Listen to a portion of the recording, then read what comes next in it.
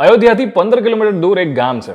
ગામનું નામ છે સરાઈ રાસી. હવે આ ગામમાં મોટા ઉત્સવની તૈયારીઓ ચાલી રહી છે, કારણ કે 22મી જાન્યુઆરીએ જ્યારે વડાપ્રધાન નરેન્દ્ર મોદી રામલલ્લાની પ્રાણ પ્રતિષ્ઠા કરશે ત્યારે આ ગામના 1100 સૂર્યવંશી ઠાકોર એમના જીવનમાં પહેલી વખત પાઘડી પહેરશે. મહિલાઓ ઘીનો દીવો પ્રગટાવશે અને આ ગામમાં 90% ઘરો છે એ સૂર્યવંશી ઠાકોરોના છે, જેઓ પોતાને શ્રી રામના વંશજ માને છે. હવે આવું કેમ? કારણ કે 500 વર્ષની જે પ્રતિજ્ઞા છે એ પૂરી થવાની છે. કારણ કે 90,000 ક્ષત્રિયોએ જ્યારે મીર બાકીએ હુમલો કર્યો હતો, 80,000 જેટલા યુવાનો છે એ માર્યા ગયા હતા.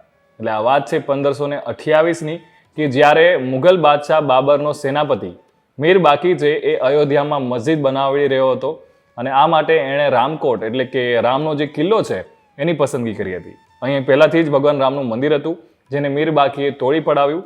અને આ ગામના ઠાકોર ગજરાજસિંહે આ વાત પરેશાન કરી રહી હતી. એમણે પોતાના 90,000 ક્ષત્રિયોને ભેગા કર્યા, મીર બાકીની સેના સામે લડવા માટે નીકળ્યા. બંને સેનાઓ વચ્ચે 10 દિવસ સુધી લાંબુ યુદ્ધ ચાલ્યું.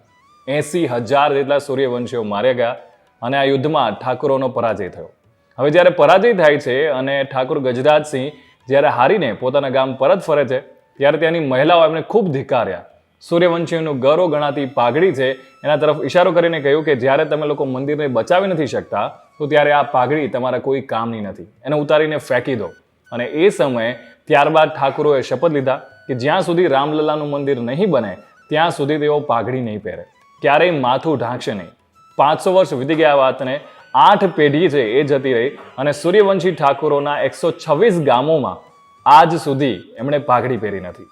500 વર્ષની પ્રતિજ્ઞા પછી જ્યારે મહિલાઓ છે એ ઘણી ખુશ છે, કારણ કે હવે ફાઇનલી એ સમય આવી ગયો છે કે જ્યારે પ્રતિજ્ઞા પૂરી થશે, રામ મંદિરમાં જ્યારે રામલલ્લાની મૂર્તિ બિરાજમાન કરવામાં આવશે ત્યારે ત્યાંની મહિલાઓ છે એ સ્પેશિયલી સુંદરકાંડના પાઠ અને ચોપાઈ છે એનું પઠન કરવાની છે. દીપદાન ઉત્સવ ત્યાં થવાનો છે.